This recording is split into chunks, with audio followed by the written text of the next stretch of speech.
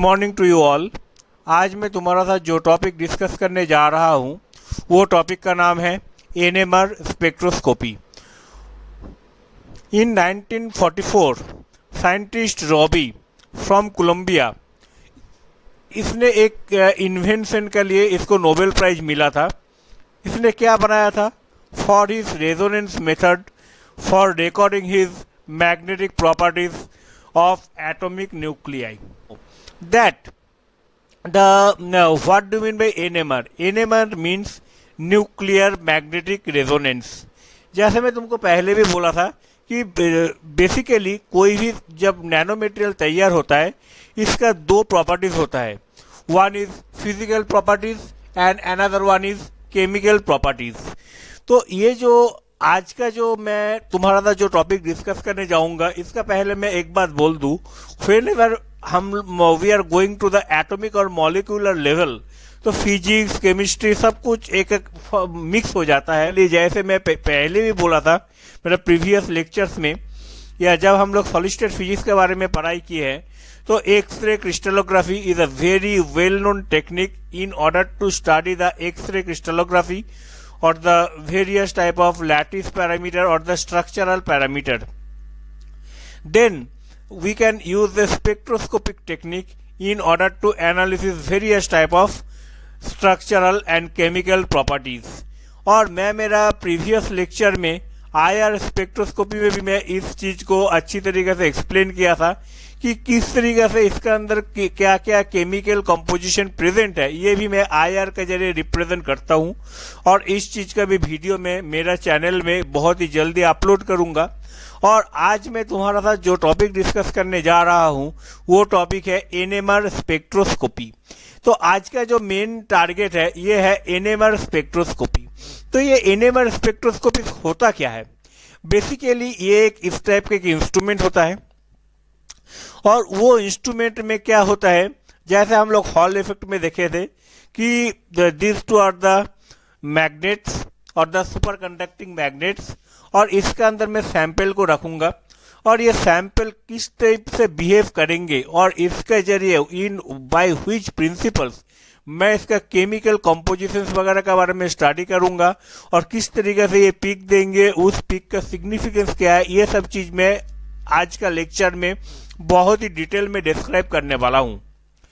तो ये जो आप लोग को जब भी एनएमआर स्पेक्ट्रोस्कोपी का जब बारे में पूछा जाएगा तो ये जो लेफ्ट हैंड साइड में आपका जो डायग्राम दिख रहा है it is very hard to draw, इसीलिए you should draw this diagram. आप इस चीज की स्क्रीनशॉट ले लीजिए या इस चीज का डायग्राम को ड्रॉ कीजिए, और यही चीज को मैं आगे का स्लाइड्स में एक्सप्लेन करूंगा इसके अंदर क्या क्या फिनोमेनन होता है। बेसिकली एनएमआर स्पेक्ट्रा या एनएमआर स्टडीज में बहुत सारा फिनोमेनन होता है।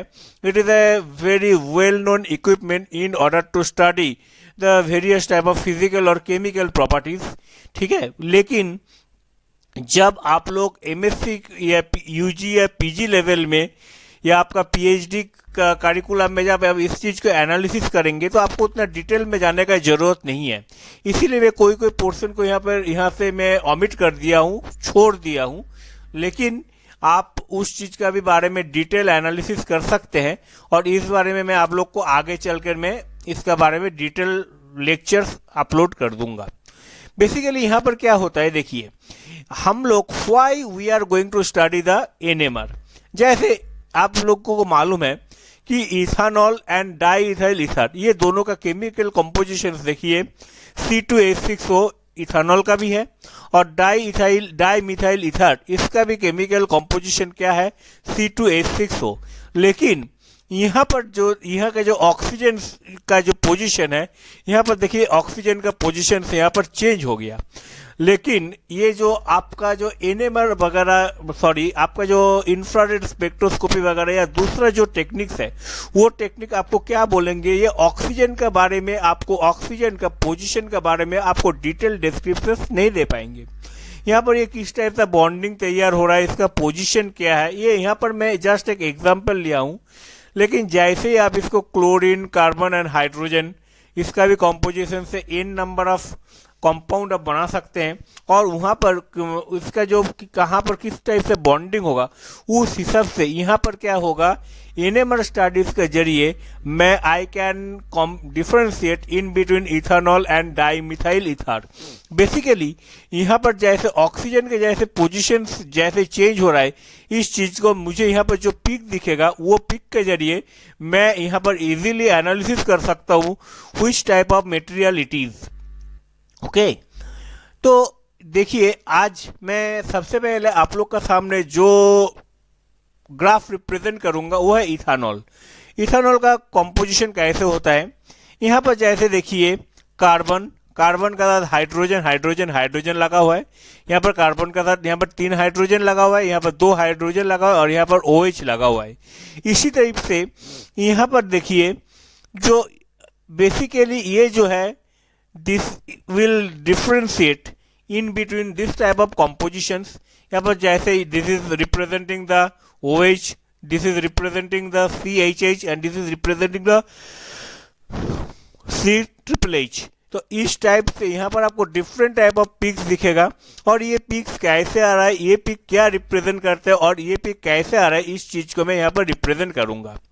बेसिकली ये जो आपको जो पिक्स मिल रहा है, दैट मीन्स यहाँ पर जैसे ही मैं सैंपल के अंदर में मैग्नेटिक फील्ड, यहाँ पर जैसे देखिए ये सैंपल के अंदर में मैग्नेटिक फील्ड इंट्रोड्यूस किया, सैंपल के अंदर मैं मैग्नेटिक फील्ड इंट्रोड्यूस करूंगा, और इंट्रोड्यूस करने के बाद यहाँ पर कोई चेंजेस आएंगे और वो चेंजेस एक डिटेक्टर से लगा हुआ रहेंगे, और वो डिटेक्टर मुझे it is basically a computer operated software, ठीक है। तो यहाँ पर मुझे इस टाइप के ग्राफ देंगे, तो आगे चलकर मैं ये चीज को एनालिसिस करूंगा कि ये ग्राफ कैसे आ रहा है और यहाँ पर कौन सा फिनोमेनन काम कर रहा है।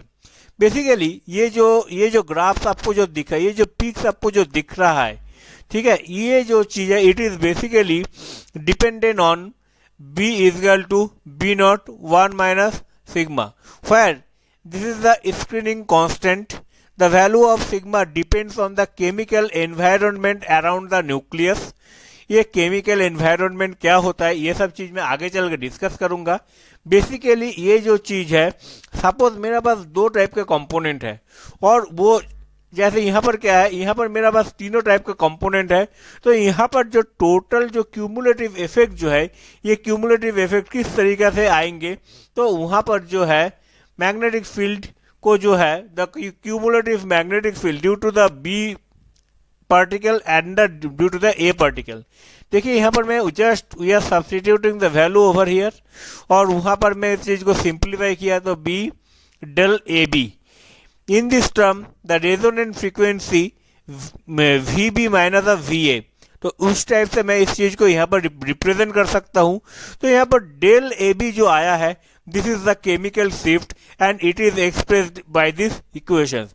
तो यहाँ पर ये जो डेल AB वाला जो फंक्शन है, ये डेल AB वाला जो फंडा है, it basically signifies the chemical shift in this case.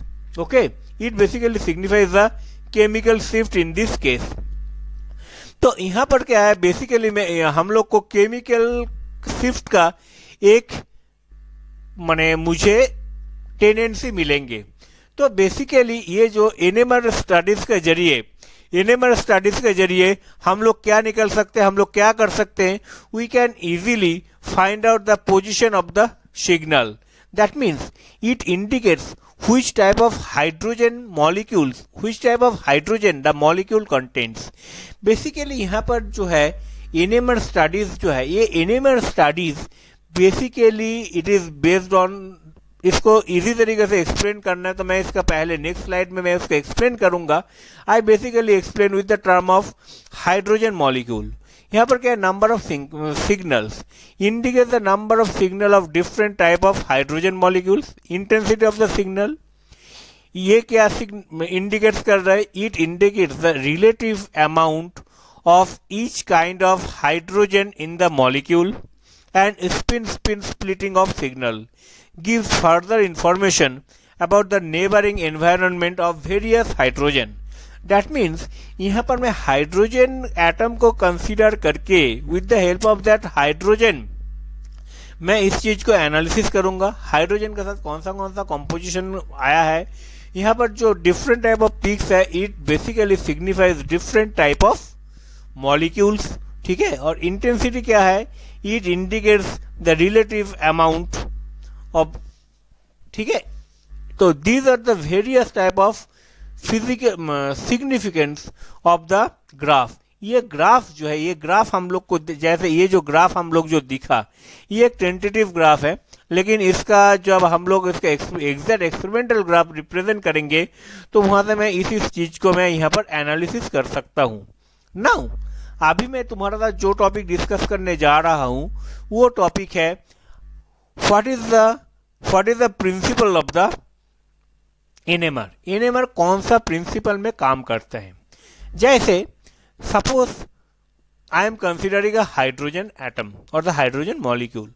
Hydrogen का यहाँ पर number of proton and number of electron कितना है, number of proton is 1 and the number of electron is 1। यहाँ पर क्या है, there is also this proton has spin properties, that means it behaves like a magnet. और उस magnet को मैं इस टाइप से, मेरा जो नॉर्मल हम लोग अभी तक जो मैग्नेट के बारे में पढ़ाई किए हैं, नॉर्थ पोल और साउथ पोल, अब ये जो सपोज इस कोई भी एक आप एटम्स ले लो, then there are n number of molecules are there. तो यहाँ पर मैं और एक मैग्नेट को, दैट मीन्स ये जो एक प्रोटॉन जो आया इसको मैं एक मैग्नेट के साथ कंपेयर किया, और ऐसे में और एक मैग्नेट के साथ जब इसको मैं कंपेयर करूंगा, when two north pole they comes in contact, then they will repel each with other, ठीक है। तो वहां पर क्या है, suppose this is the NMR machine and यहां पर क्या है, we are aligning the magnets like this way. Suppose this is the north pole and this is the south pole.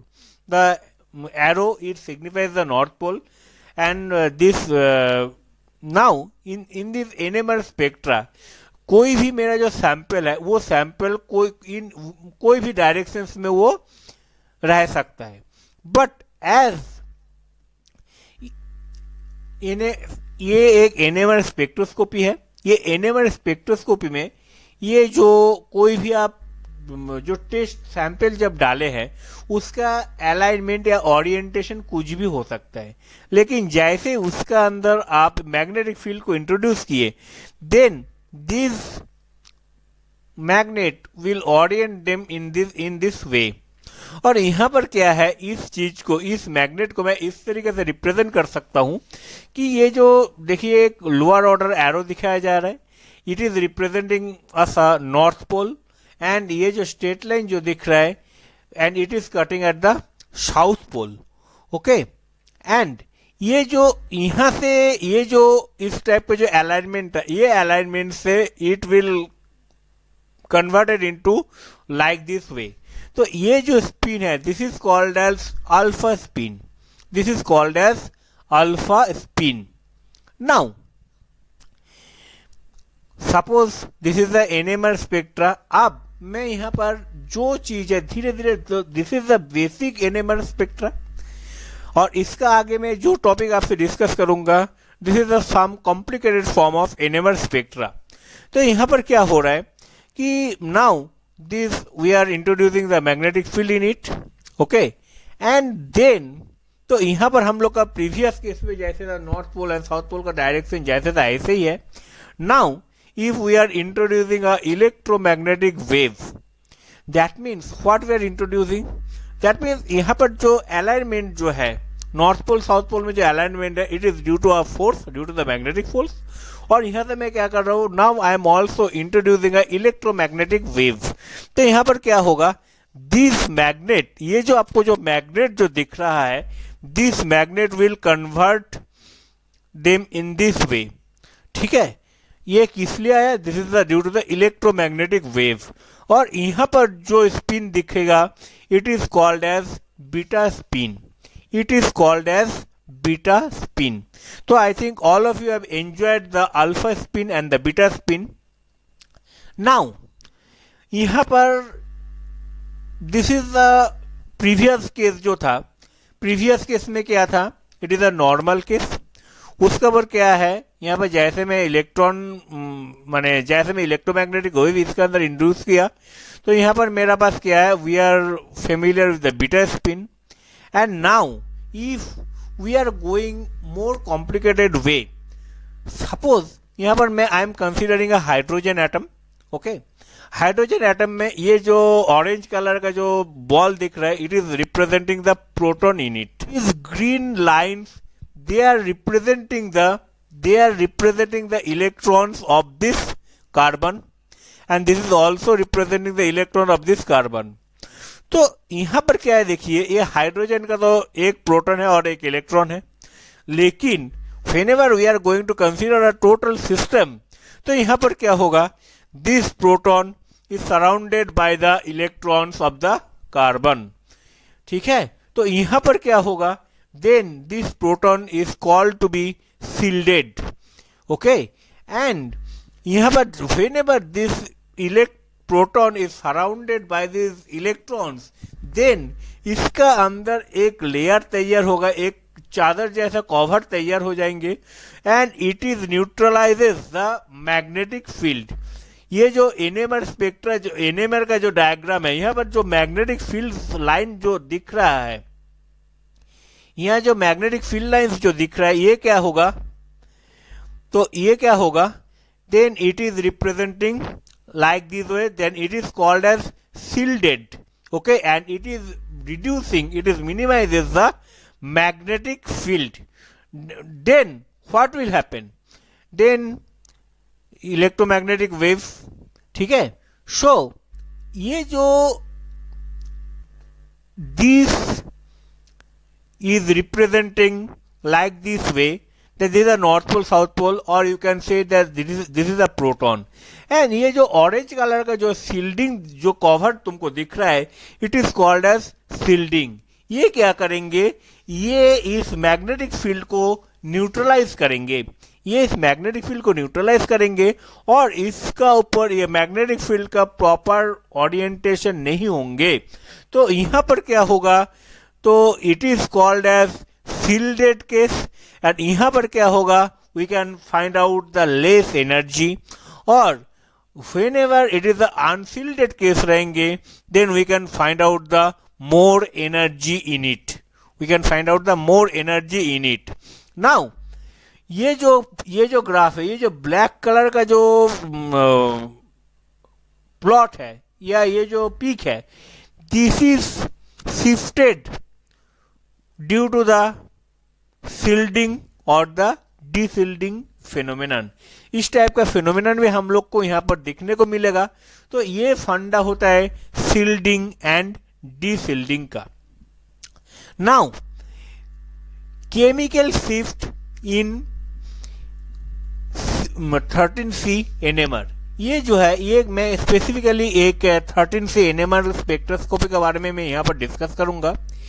In contrast to the small range of the chemical shift in 1H NMR, 13C NMR absorption occur over much broader range। The chemical shift of the carbon atom depends on the same effect of the chemical, that means यहाँ पर क्या है, तो यहाँ किस type का carbon है या किस टाइप का कंपोजिशन है, depending on that we can find out the chemical shift in unit of ppm. तो यहाँ पर एक रिसर्च पेपर का एक डेटा यहाँ पर रिप्रेजेंट किया गया है एज ए एग्जाम्पल। ठीक है, तो this is all about your things, और इस चीज को यहाँ पर किस टाइप का इफेक्ट आ सकता है और क्या नहीं। ठीक है, ये सब चीज के बारे में मैं ये जो इसका सेकेंड पार्ट में मैं ये चीज पुटअप करूंगा।